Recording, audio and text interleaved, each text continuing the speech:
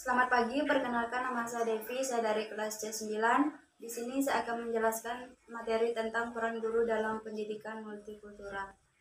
Pendidikan merupakan sarana untuk penjagaan nilai-nilai yang dirasakan mampu mendorong perkembangan dan keberlangsungan hidup di masyarakat. Dalam pendidikan multikultural diharapkan seorang guru dituntut profesional, akan tetapi juga harus mampu menanamkan nilai-nilai seperti demokrasi, humanisme, dan pluralisme. Dengan persamaan nilai-nilai tersebut, diharapkan peserta didik akan menunjang tinggi prinsip-prinsip moralitas, kedisiplinan, kepedulian, humanistik, dan kejujuran dalam perilaku keseharian.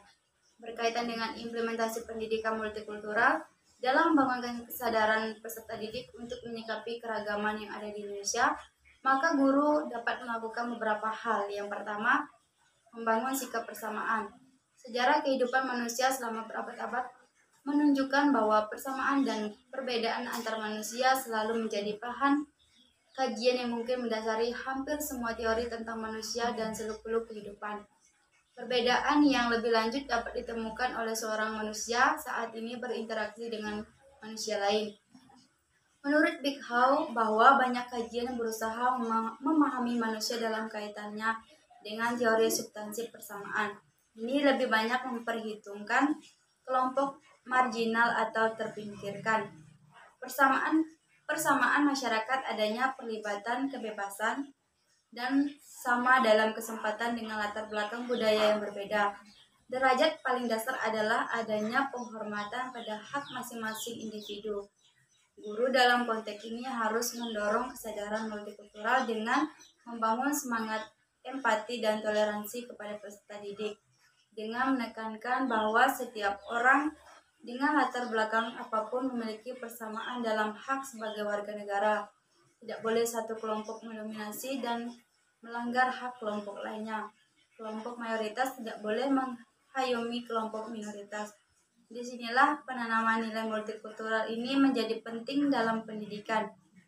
Di Indonesia, peserta didik hendaknya ditanamkan sebagai semangat bekerja sama dalam kesederajatan, kebersamaan, dan tidak melakukan diskriminasi atas dasar ras, etnis, agama, maupun gender. Menurut Abdurrahman Wahid, kata kunci dalam kehidupan berbangsa adalah adanya persamaan perlakuan untuk mendapatkan pengakuan atau dihormati keberadaannya. Persamaan mendapatkan kesempatan dan perlakuan yang sama atas hukum.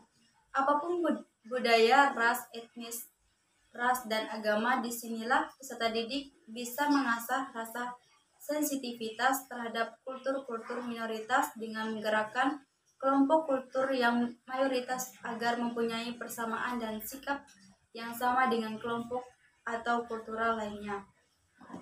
Kemudian yang kedua, mendorong demokrasi substansial. Keragaman yang ada di Indonesia seringkali menumbuhkan konflik berkekerasan. Konflik yang seharusnya hanya antar perbedaan gagasan pun telah merambah perbedaan gender, ras, agama, suku, status sosial, dan ekonomi.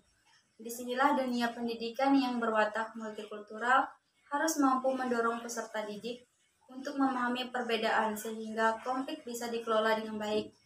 Pendidikan harus mampu mendorong adanya etika untuk membangun konsensus dalam masyarakat. Kebutuhan akan konsensus ini bertujuan untuk menghormati perbedaan tanpa melanggar prinsip dari kesamaan dan hak individu.